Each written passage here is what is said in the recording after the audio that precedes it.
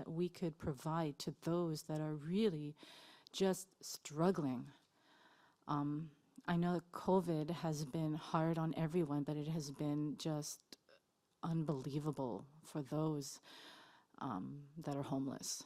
And they have been in a predicament where they don't know what is going to happen the next day. And there's been a lot of deaths in the community. And they know that an announcement is made today. When I left Resilience, they were excited. They were happy that something was going to be a little bit more solid for them. And, you know, by providing a home for them, and even though it is a day center, it's going to feel like home, is something that they haven't had in a really long time. And we are so lucky to have, you know, the City of Montreal, and the Secretary des Affaires Autochtones, all the lists that Tasha had mentioned, you know, and the amazing committed staff and the community members. Like, community members have really just sort of risen up and helped out just by delivering food and clothing and just sort of saying, we still acknowledge those that are homeless and we're doing our best. And now you've given us the tools to really do our best. And like, I'm so excited about this, and I have been working in this field for over 20 years, and I have never received this amount of money from the Secretary des Affaires Autochtones ever, so I want to thank you for that.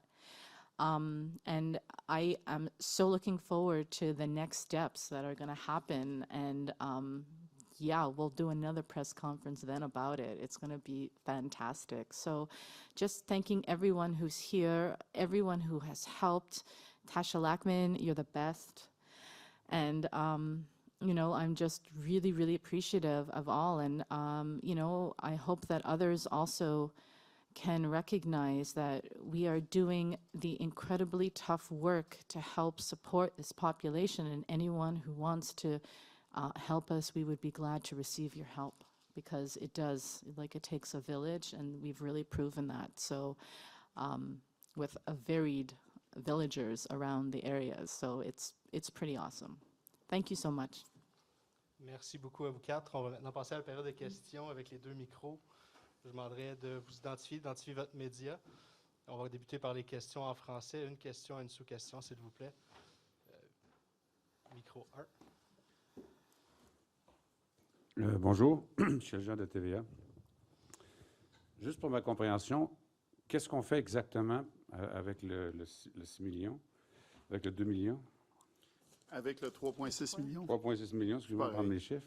Mais c'est l'achat de la bâtisse pour eux. Écoutez, il y avait un moment qui était vraiment important. Ils avaient jusqu'au 2 mars avec une offre d'achat qui était toujours active. Ça permet de sécuriser cet achat-là. Donc, avec le 3,6 millions, on achète le bâtiment. Là, il y a encore d'autres démarches avec Nakoussette pour rénover l'endroit, le rendre accessible. Et par la suite, il y a ce qu'on appelle le fonds d'opération. Mais c'est pour ça, aujourd'hui, je suis tellement heureux. Puis tantôt, je cherchais mes mots parce qu'honnêtement, depuis quelques mois, je parle du vivre ensemble. Puis j'essaie d'expliquer ce que c'est. Puis je pense qu'aujourd'hui, c'est le plus bel exemple. C'est le plus bel exemple de voir des gens qui se tiennent ensemble, des fondations qui, normalement, n'auraient peut-être pas donné à ce projet-là, qui décident d'embarquer dans un projet commun. Des gens des communautés autochtones, des allochtones, on a des gens de partout qui ont décidé d'embarquer là-dedans. Et vraiment, vraiment heureux. Fait que oui, le 3,6, on ajoute le bâtiment, on s'assure que le bâtiment ne soit pas vendu à quelqu'un d'autre. On vient sécuriser cette étape-là qui est vraiment importante. Puis Ottawa participe pas au financement, c'est pas... Pour l'instant, l'offre que j'ai faite au mois d'octobre dernier, lorsqu'on s'est rencontrés la première fois, Nakoussette et moi, je l'avais promis, je ne la laisserai pas tomber. Et je pense qu'on a fait 2 conférences de presse ensemble, on réussit à se surprendre. Pour l'instant, il y a plusieurs fondations qui ont répondu présentes. Il y a d'autres fondations qui nous ont dit prochainement, ils vont embarquer. Et j'ai la même main tendue à Ottawa, qui est un partenaire important pour nous. Et j'espère vraiment que mon collègue Mark Miller, que je suis très, très occupé parce qu'il y a plusieurs dossiers présentement qui sont importants, mais j'espère l'avoir comme partenaire pour nous. Ce serait extrêmement important, surtout que c'est dans son comté que ça se passe. Nakoussette, I don't know if you speak French. Un petit peu, oui. Vous entendez parler, bon. Vous avez dit quelque chose qui m'a frappé. Vous avez dit... It's really overwhelming. Pouvez-vous peut-être en français m'expliquer un peu, pour vous qui travaillez avec les gens qui en ont besoin, puis aussi pour tous les Autochtones qui sont là, qu'est-ce que ça représente le fait de savoir qu'on a un endroit autour duquel on peut bâtir quelque chose de durable? Ça représente quoi, là, de façon OK, une fois, parce que mon français n'est pas très fort, mais pour le premier, overwhelming, je ne sais pas c'est quoi le mot en français. Anyone? C'est bonne question. Hein? Anyone? De traduire, c'est difficile un peu. Ouais, c'est ça. Je t'ai pas dit excès de joie, c'est pas bon, là, mais très heureux d'être content, là, très heureux. C'est comme, je travaille dans ce milieu pour beaucoup d'années. Et c'est la première fois que j'ai reçu cette énorme montant, excuse-moi, de l'argent. Et c'est comme quand tu sais que tu vas reçu le montant. Mais c'est pas juste le montant, mais c'est comme on a beaucoup des étapes à faire et maintenant avec l'argent qu'on va reçu, c'est comme on ne va pas stresser de les autres choses parce que on veut quelque chose qui est permanente. Et je sais que Valérie Plante a dit au premier qu'on a ouvert Resilience qu'elle veut quelque chose de permanent, mais SAA a fait la permanence. Maintenant, on peut acheter une place pour Resilience et on peut maintenant juste focus, C'est parfait. Okay, sur les services parce que les personnes autochtones ont beaucoup de problèmes quand il va au centre, l'hôpital ou les autres institutions. Alors, on peut développement des programmes et services et amène tous les partenaires deviennent au Resilience. Alors, s'il doit visiter un médecin, on va voir comme Médecine du Monde ou Keep Connexion qui vient. Ou s'il veut trouver un appartement, on va voir les services dans ce milieu. Alors, ça va être plus facile pour les personnes à Resilience et quand il a des comme self-esteem. Estime de soi. Thank you. Quand il a ça c'est comme il va dans une couple des années faites-le sans nous. Et ça c'est le. Okay, I'm sorry, my French is. French is pretty good. Thank you very much. We appreciate it. Et l'autre question, c'est quoi? Non, c'est correct, ça va. J'avais une question. Est-ce qu'on peut me clarifier pour moi, on disait que, Tacha, vous disiez qu'il y avait 1 500 000 qui vient de cette fondation. C'est quoi la part dans il y a 3 millions du gouvernement. Comment est-ce qu'on répartit? Est-ce que le montant total, c'est 3,6 millions?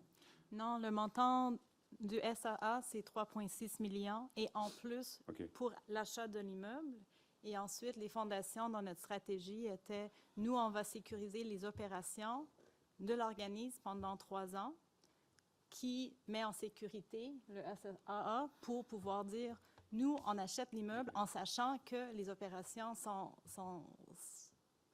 en place pour les prochaines 3 années. Alors, c'est en plus du 3,6. Merci.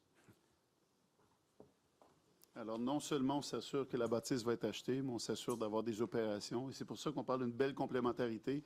Nous, il y avait urgence pour, vous comprenez, pour l'achat, c'est dans les prochains jours. Ça doit se faire très rapidement. Par la suite, on voulait s'assurer d'une viabilité. Alors, avec les fondations, on va s'assurer d'une bonne viabilité. Et je vous le dis encore une fois, on a lancé l'appel aussi aux citoyens corporatifs. Il y a déjà d'autres fondations qui nous ont dit être très intéressés et vouloir embarquer. C'est vraiment un très beau moment.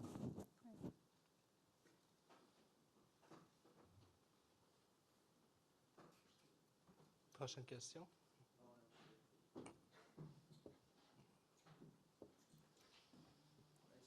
S'il n'y a pas d'autres questions en français, on peut passer en anglais? Ou? 1 fois, 2 fois, 3 fois. Hi, Matt Grillo from CTV News. Just a summary on the numbers. So 3.6 million total plus an additional 1.5. The 1.5 is to, if I understand correctly, with the operations of the building. Is that correct? That's right, 1.5 for operations of the building over 3 years. So 500,000 about a year over 3 years. Nakusset, I mean, how much of a difference does this make? You mentioned it in French. Now this will be a permanent place. Perhaps maybe moving forward, you may not even need a warming tent in winters to come if you have this permanent place. Could you talk about that? I'm sure we'll still need a warming tent because they won't be able to stay overnight. But I mean, that's another discussion. But the idea, like we know in Cabot Square that a lot of the buildings are being sort of renovated into condos, and even 4000 St. Catherine, that is what will happen eventually. We were very lucky to get an extension so that we can stay there for about another year, but we still needed to secure a location, and that has been done. And with the displacement of, Indigenous people, it always seems to be our fate that we just go from one place to another, and we never know exactly where our final sort of stop is. Now we do. And, we're working with Bâtir son quartier, who are really like an amazing team, and we're working with Claire Davenport. So the idea is to create this place as a wellness center for the homeless, and that the idea is that when they walk in, they're going to feel like they're home, and it's going to be just, I hope it will be absolutely gorgeous to walk into and super functional and have spaces for all the different needs. And, the architect is going to be meeting with residents and getting their sort of opinions, the people that use Resilience. What would you like when you come into this new place? And speaking to, different volunteers and staff, and just getting everyone's opinion. They're even going to be meeting at some point with Avatar Cultural Center to make sure that, that the Inuit are represented in the space as well, so that it really feels like when you walk in and you look at it, you'll be like, okay, I like that corner because that reminds me of home. How do we do that for everyone? So it's going to be amazing. And now we know that we can actually, buy this place because Ian Lafrenière is giving us the money to do so. So that's like, it's never happened in my career. I've been doing this for a long time. We're opening a second stage housing for the Native Women's Shelter. No one's offering to give us money to buy that, right? But it's fine because I have time. Right? But, at the same time, having this is an immediate need, and the people that are in the area really need somewhere secure, and they need it to be larger than what we have. And when COVID is over, then we can really, offer all the complementary services to make it a wellness center. Because right now we're just doing a Band-Aid, just giving out clothing and giving out food and a little bit of a rest area, but not able to actually address all the the systemic issues that Indigenous people face, that we see in the Viens commissions, that we see in the missing and murdered inquiries. There are a lot of recommendations. We can do this, and we have the space to do it, and we'll get the experts in, lots of varied people to come in and to really offer the best services. And, if the residents just want to come in and have a sandwich and talk to, their friends, they can do that. But if they're ready to also address any of their sort of, challenges, they're going to have that as well. So, yeah, I'm looking forward to it. That was a really long answer. I'm sorry.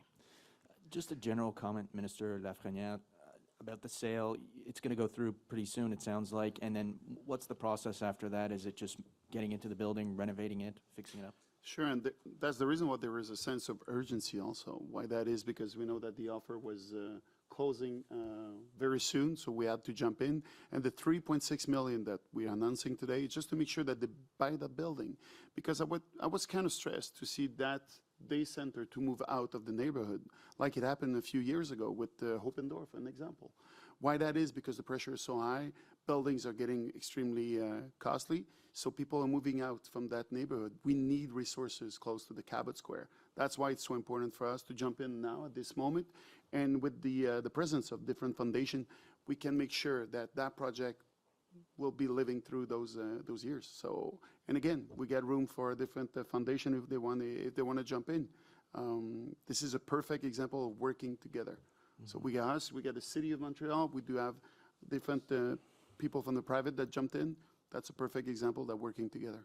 Maybe just a last comment from Nakuset on the warming tent. It's been extended now. How's that going? So far, so good.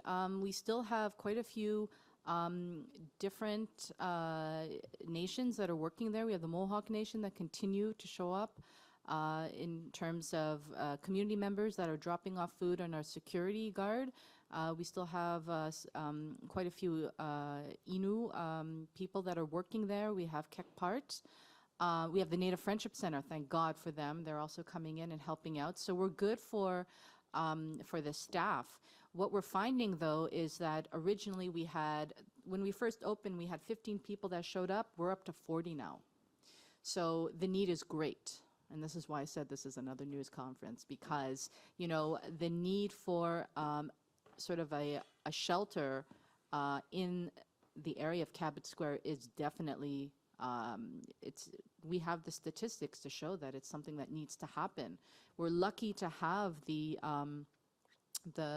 Raphael Andre Memorial Tent until the end of March 31st, because it's still going to be cold, but what happens after that? So I think there's going to have to be some movement to look for the next step, because they're used to this space, they're used to coming in, and where are they going to go afterwards? So yeah, so far so good. The tent is going well. And the building is going to be in that general vicinity. Do we know specifically where? Is it? I'd imagine it's pretty close by and close to Resilience Montreal. It's confidential. We know where it is. C'était ma question, justement. Mais sans, je comprends que vous ne voulez pas dire c'est où exactement, mais on parle de quel... What kind of building are we talking about? Is it un gratte-ciel, c'est un immeuble à condo? I don't know if I'm allowed to answer that. Ask me next week. Or Pour le moment, on a quand même une clause de confidentialité, puis c'est pour ça qu'on est prudent. Puis c'est en toute transparence, dès qu'on sera en mesure de vous le dire, on va vous le dire. Mais c'est vraiment à proximité du Square Cabot. C'était ça l'importance pour nous, c'était d'être capable de donner des services à proximité. Et comme j'ai dit en anglais tantôt, il y a déjà un service qui a quitté pour aller sur le plateau. On voulait vraiment s'assurer d'avoir quelqu'un là à proximité du Cabot Square. Merci. Donc, merci beaucoup tout le monde. Merci infiniment. Merci. We're done? Yeah, that's it. Yes.